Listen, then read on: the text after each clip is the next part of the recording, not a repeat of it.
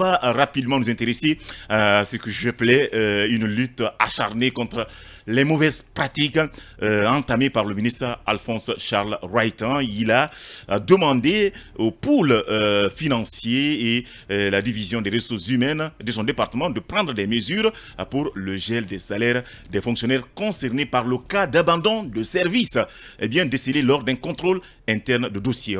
Cette démarche de nettoyer, ou je ne sais pas, comme je l'ai dit, de lutter contre les mauvaises pratiques. Ce n'est pas la première fois dans son département. Il avait déjà publié une liste de beaucoup de personnes. Je me souviens, plus de 200 personnes, je crois. Il avait même retrouvé des noms de certains confrères dans cette liste de gens qui étaient, en tout cas, dépendaient du ministère de la Justice. Donc, ce n'est que la suite logique de ce qu'il avait entamé récemment et qui s'inscrit dans la même logique que le travail que fait Julien Yombo du ministère de la Fonction publique. C'est une bonne chose. Ces derniers temps, on a recensé quelque chose de près de 16 000 fonctionnaires qui n'étaient pas dans les règles, qui percevaient des salaires mais qui n'exécutaient pratiquement aucun travail.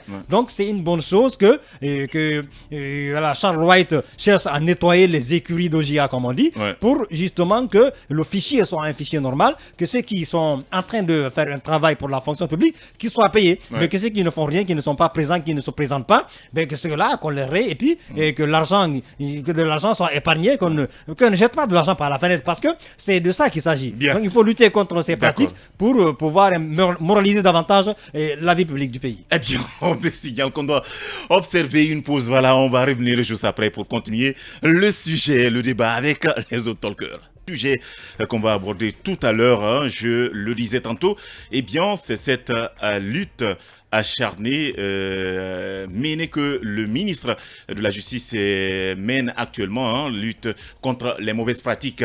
Il a demandé au pôle financier et la division des ressources humaines de son département de prendre des mesures pour geler des salaires des fonctionnaires concernés par le cas d'abandon de service. Je reviens vers les talkers. Et je commence par vous, Mamadou Boyi. Que pensez-vous de cette démarche du ministre? Est-ce que les autres départements aussi ne devront pas emboîter les pas au ministre de la Justice? Évidemment, je suis d'accord avec une telle démarche puisque ça s'inscrit dans une dynamique, celle qui consiste, n'est-ce pas, à voir clair dans le fonctionnement des fonctionnaires en République de Guinée. N'oubliez pas qu'une opération de contrôle des fonctionnaires et contracteurs d'État vise fondamentalement, de mon point de vue, deux objectifs. Premièrement, épurer le fichier de la fonction publique, donc assainir le fichier de la fonction publique. Deuxièmement, maîtriser la masse salariale des fonctionnaires d'État. Et vous le savez, sur ce point, la masse salariale relève du budget de l'État dans son volet dépenses. C'est-à-dire, quand vous prenez par exemple le volet dépenses de l'État, pratiquement 50 à 60% des ressources de l'État sont orientées dans le paiement des salaires des fonctionnaires. Donc, imaginez aujourd'hui que nous soyons dans une fonction publique où il n'y a pas de contrôle, où la masse salariale n'est pas contrôlée, où les fonctionnaires, il y a tellement de fictifs, si on n'essaie pas d'épurer le fichier de la fonction publique,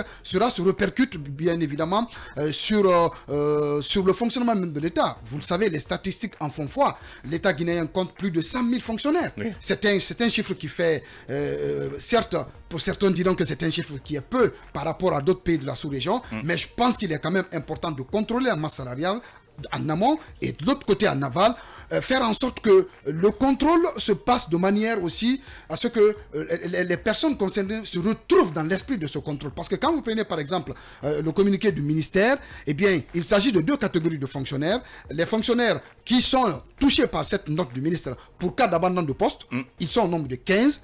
Et il y a une deuxième catégorie de fonctionnaires non postés et qui ne s'est pas présenté lors du contrôle. Et qui continuent de recevoir leur salaire. Vivement, les contrôles pour connaître et maîtriser les effectifs de la fonction publique, cela va permettre à l'État d'engranger des ressources qui étaient dilapidées. Vous savez, il y a eu cette corruption et ça continue encore au sein de l'administration publique où des cadres de l'État continuent encore de percevoir des salaires des fonctionnaires fictifs, des fonctionnaires qui pour certains sont déjà morts, d'autres sont à l'extérieur. Donc je pense que c'est une bonne idée, c'est une belle initiative, que tous les départements ministériels en tout cas s'inspirent de cette démarche du ministre de la Justice pour voir clair clairs dans le fonctionnement de leur ministère. Oui, c'est important tout ça, mais aussi c'est de faire attention pour ne pas qu'il y ait des victimes. Hein. Il faut... Évidemment, c'est ce que je dis. Justement. Il faut que le contrôle respecte quand même les normes pour que personne ne se trouve lésé dans son droit.